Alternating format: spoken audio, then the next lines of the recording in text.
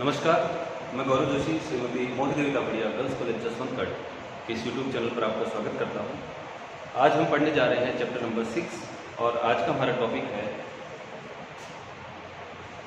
लाभ, मात्रा, अनुपात एवं समविच्छेद बिंदु।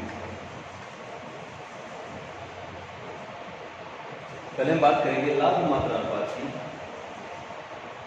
लाभ मात्रा अनुपात का मतलब लाभों का विक्रय की मात्रा से अनुपात। सेल्स में से अगर टोटल कॉस्ट बता दी जाए तो हमको लाभ प्राप्त होते हैं। यहां पर हमने पढ़ा था कि टोटल कॉस्ट में variable cost plus fixed cost, ये दोनों मिलाकर टोटल कॉस्ट बनती है। वेरिएबल कॉस्ट और फिक्स्ड कॉस्ट के अलावा एक सेमी वेरिएबल कॉस्ट भी होती है, अर्थ परिवर्तनशील में। सेमी वेरिएबल कॉस्ट को भी हम दो टुकड़ों में बांट लेते हैं, वेरिएबल कॉस्ट और फिक्स्ड कॉस्ट। यानी कि जो कुल लागत है वो मुख्यतः वेरिएबल कॉस्ट और फिक्स्ड कॉस्ट दो भागों में बांटी जा सकती है। तो वेरिएबल कॉस्ट और फिक्स्ड कॉस्ट को मिला दिया जाए तो टोटल कॉस्ट आती है। इसको रिप्रेजेंट हम कर सकते हैं V से वेरिएबल कॉस्ट को और F से करेंगे फिक्स्ड कॉस्ट। सेल्स को हम रिप्रेजेंट कर सकते हैं S से। तो S में से अगर वेरिएबल कॉस्ट और फिक्स्ड कॉस्ट घटा दी जाए तो हमको प्राप्त होगा P यानी प्रॉफिट। जब हम लाभ मात्रा अनुपात की बात कर रहे हैं तो यहाँ पर ऐसा लग रहा है कि लाभ का मात्रा से अनुपात, विक्रय मात्रा से अनुपात, लेकिन हम पढ़ रहे हैं सीमांत लागत लेखांकन। तो सीमांत लागत लेखांकन में लाभ ज्ञात करने के लिए सेल्स में से केवल वेरिएबल कॉस्ट घटाई जाती है और सेल्स में से वेरिएबल कॉस्ट घटाने के बाद जो राशि बचती है उस राशि में फिक्स्ड कॉस्ट और प्रॉफिट दोनों सम्मिलित होते हैं। और फिक्स्ड कॉस्ट और प्रॉफिट इनको C कहा जाता है। C यानी कंट्रीब्यूशन। सीमांत लागत लेखांकन में कंट्रीब्यूशन को ही लाभ कहा जाता है। कंट्रीब्यूशन यानी अंशदान। तो यहां पर हम बात कर रहे हैं लाभ मात्रा अनुपात की, तो यहां पर लाभों से हमारा तात्पर्य प्रॉफिट से नहीं है, लाभों से हमारा तात्पर्य है कंट्रीब्यूशन से। और कंट्रीब्यूशन में प्रॉफिट और फिक्स्ड कॉस्ट दोनों सम्मिलित रहते हैं। सीमांत लागत लेखांकन में सीमांत लागत से मतलब होता है परिवर्तनशील लागत से। तो सीमांत लागत लेखांकन में सेल्स में से केवल सीमांत लागत घटाई जाती है, वेरिएबल कॉस्ट घटाई जाती है और जो राशि प्राप्त होती है वो राशि फिक्स्ड कॉस्ट और प्रॉफिट होता है और फिक्स्ड कॉस्ट और प्रॉफिट दोनों कंट्रीब्यूशन कहलाते हैं। अगर इस अनुपात को, लाभ मात्रा अनुपात को अगर हम अंशदान विक्रय अनुपात कहें तो ये भी सही होगा। लाभ मात्रा अनुपात को अंशदान विक्रय अनुपात भी कह सकते हैं। अंशदान का विक्रय से जो अनुपात है वो लाभ मात्रा अनुपात कहलाता है। लाभ मात्रा अनुपात को इंग्लिश में कहते हैं प्रॉफिट वॉल्यूम रेशियो। तो उसको शॉर्ट में कहते हैं PV रेशियो। प्रॉफिट का बिक्री से अनुपात ज्ञात करने के लिए हम क्या करेंगे, कंट्रीब्यूशन को सेल से डिवाइड करके 100 से मल्टीप्लाई कर देते हैं तो पीवी रेशियो ज्ञात हो जाएगा। प्रॉफिट वॉल्यूम रेशियो, प्रॉफिट यहाँ पर प्रॉफिट कंट्रीब्यूशन है, कंट्रीब्यूशन का सेल्स वॉल्यूम से जो अनुपात है। अब हम बात करेंगे बीईपी की, समविच्छेद बिंदु। समविच्छेद बिंदु को कहते हैं ब्रेक इवन पॉइंट। विक्रय का एक ऐसा स्तर, विक्रय का एक ऐसा बिंदु जहां पर जो है बिक्री, सेल्स और कुल लागत, जो माल बेचा जा रहा है उसका विक्रय मूल्य या विक्रय और जो माल बेचा गया है उसकी कुल लागत दोनों बराबर होते हैं। या फिर ऐसा कहें sales is equal to variable cost plus fixed cost. सम विच्छेद बिंदु न लाभ और न हानि की स्थिति होती है। No loss no profit. सम विच्छेद बिंदु पर किसी प्रकार का लाभ नहीं कमाया जाता। सम विच्छेद बिंदु पर जो है कंट्रीब्यूशन के रूप में फिक्स्ड कॉस्ट वसूल की जाती है। Sales is equal to V plus F। और अगर अब सेल्स में से सम विच्छेद बिंदु पर सेल्स में से अगर वेरिएबल कॉस्ट घटाई जाए तो केवल F प्राप्त होता है, और सम विच्छेद बिंदु पर जो F है यानी कि जो फिक्स्ड कॉस्ट है वो ही कंट्रीब्यूशन होती है। अगर हम बात करें सेल्स में से वेरिएबल कॉस्ट घटा दी जाए तो बचती है फिक्स्ड कॉस्ट, और ये फिक्स्ड कॉस्ट ही कंट्रीब्यूशन के बराबर होती है।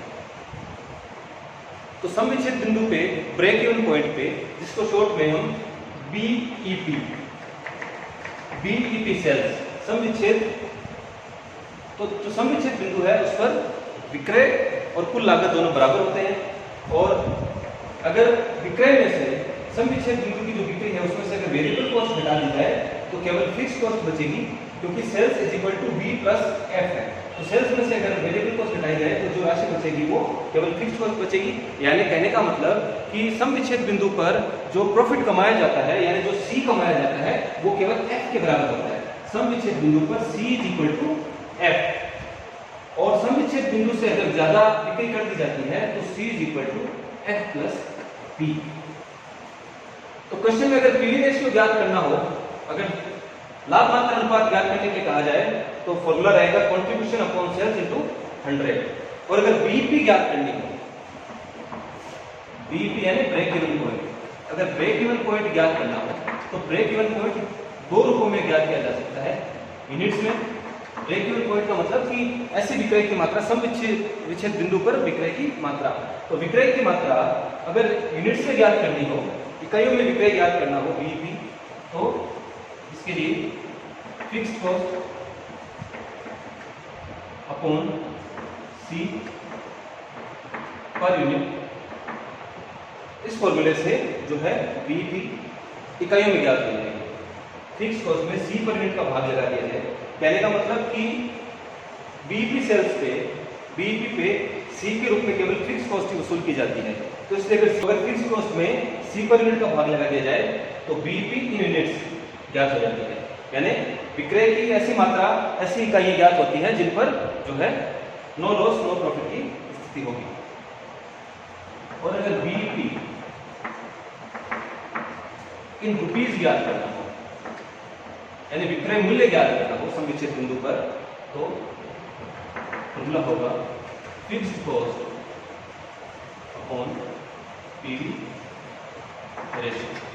अगर फिक्स्ड कॉस्ट में पीवी रेशियो का भाग लगा दिया जाए तो जो राशि प्राप्त होगी वह बीईपी सेल्स इन रुपीज होगा। इससे संबंधित एक प्रैक्टिकल क्वेश्चन करके देखते हैं। तो अब तक की क्लास में हमने ये समझा कि जो पीवी रेशियो है, प्रॉफिट का जो विक्रय मात्रा से जो अनुपात है, यहाँ पर प्रॉफिट हम मानते हैं कंट्रीब्यूशन को, तो कंट्रीब्यूशन अपॉन सेल्स इंटू 100, या हम इसको C अपॉन S इंटू 100 भी लिख सकते हैं, या फिर हम इसको S minus V upon sales into 100 भी लिख सकते हैं।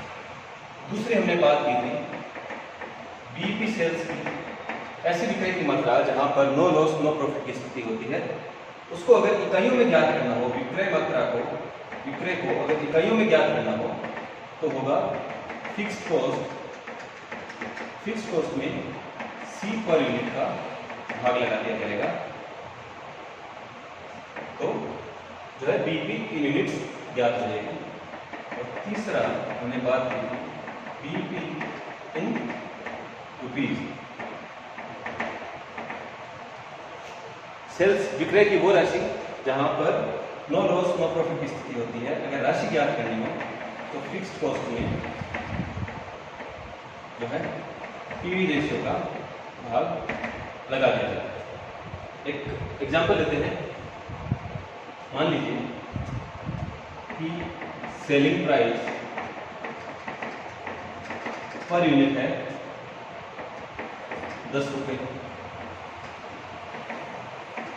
वेरिएबल कॉस्ट पर यूनिट है 6 रुपये और फिक्स कॉस्ट है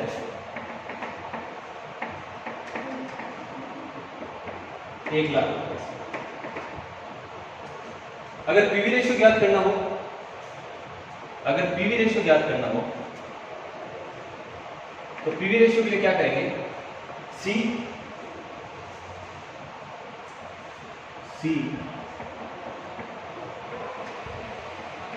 पर यूनिट कैसे ज्ञात होगा? S माइनस वी या फिर 10 माइनस 6 इज इक्वल टू 4। तो C होगा 4 रुपये और इस C का सेल्स से, इस C का जो C है 4 रुपये, इसका सेल्स से अगर रेशियो ज्ञात करना हो तो फॉर्मूला है C अपॉन S इंटू 100। तो यहाँ पर C है पीवी रेशियो, हो जाएगा C अपॉन S इंटू 100। तो यहाँ पर C है 4 रुपये, सेल्स है 10 रुपये और 100, तो ये आएगा 40%। अंशदान का विक्रय से अनुपात है 40% या लाभ का मात्रा से विक्रय मात्रा से अनुपात है 40%।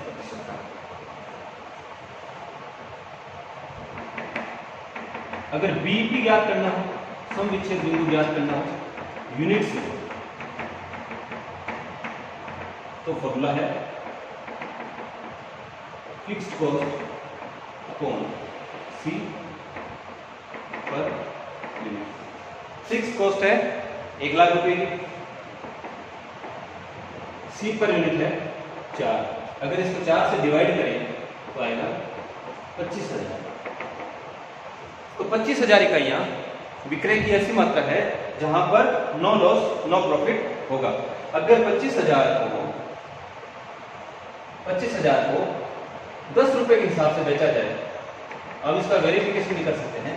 अगर 25,000 को 10 रुपए सेलिंग प्राइस के हिसाब से बेचा जाए तो विक्रय होगा 2.5 लाख रुपए का। हमने बात की कि बीईपी ऐसी बिक्री की मात्रा है जहां पर नो लॉस नो प्रॉफिट होता है। तो बीईपी हमने यूनिट्स में निकाला है, 25,000 इकाइयों के विक्रय पर नो लॉस नो प्रॉफिट होगा यहाँ पर। तो देखें, तो 25 लाख इकाइयां हैं, उनका विक्रय किया 10 रुपए के हिसाब से, विक्रय मूल्य है 10 रुपया, तो 2.5 लाख रुपए की बिक्री होगी। इसमें से अगर टोटल कॉस्ट घटाई जाए, टोटल कॉस्ट क्या होगी? एक तो होगी वेरिएबल कॉस्ट, ये तो सेल्स है, टोटल कॉस्ट होगी वेरिएबल कॉस्ट। अगर वेरिएबल कॉस्ट देखें तो 6 रुपये प्रति इकाई है, 6 रुपये को 25,000 इकाइयों से गुणा किया तो आता है 1,50,000। और फिक्स्ड कॉस्ट इन 25,000 इकाइयों को उत्पादित करने पर जो स्थिर लागत आएगी वो आएगी 1 लाख रुपए। तो टोटल कॉस्ट यहाँ पर आ रही है 2.5 लाख रुपए और विक्रय मूल्य हमारा आ रहा है 2.5 लाख रुपए। तो यहाँ पर नो लॉस नो प्रॉफिट की स्थिति है। टोटल कॉस्ट और विक्रय दोनों बराबर है, लाभ नहीं कमाया जा रहा। अब अगर बीईपी इन रुपीज पूछा जाए तो फॉर्मूला होगा fixed cost upon PV ratio.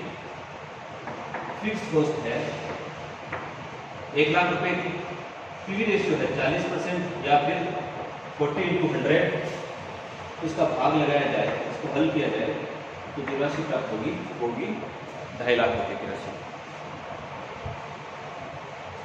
और हमने बात की थी कि बीईपी ऐसा बिंदु है जहां पे नो लॉस नो प्रॉफिट होता है। तो 2.5 लाख रुपए की बिक्री पर नो लॉस नो प्रॉफिट की स्थिति है। एक एग्जांपल और लेते हैं।